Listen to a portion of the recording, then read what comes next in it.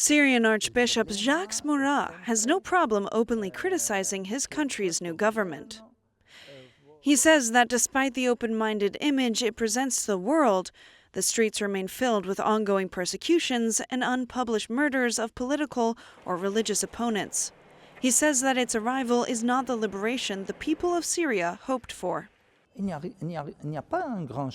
reality, there is not a great change, but today we refuse to remain silent. For us, that's over. Continuing to live in silence means that we are complicit in the crimes being committed, and we cannot do that. What happens in Syria every day is that people die, are murdered, or kidnapped, or disappear. And this misery, this pain, this suffering that we live is terrible. And it's not only the responsibility of the government, but of all the actors in international politics. Archbishop Mourad harshly criticizes France, Russia, and the United States, which recently welcomed the president of Syria with open arms. The Trump administration wants to take advantage of the moment to win over Damascus. That would give the U.S. greater influence in the complex political landscape of the Middle East. In fact, the American government removed Ahmed al-Sharaa from the list of terrorism promoters, the very plague that Jacques Mourad experienced firsthand when he was kidnapped and tortured by ISIS. I remember when I was imprisoned in that bathroom, how much I cried.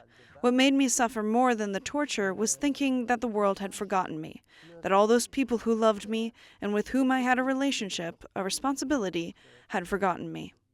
Mourad recalls that in his region there are still tragedies that remain unresolved, from disappearances such as that Jesuit priest in 2013 to women being forced to marry jihadists as they have no one to help them escape.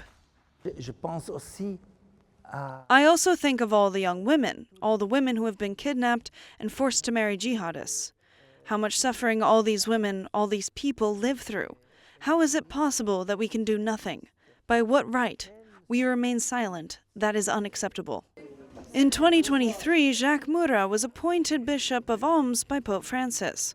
This is one of the cities with the most Catholics in the country, although they are gradually abandoning the region due to the constant instability, discrimination, and religious persecution. Mourad says that this situation will only bring even more instability.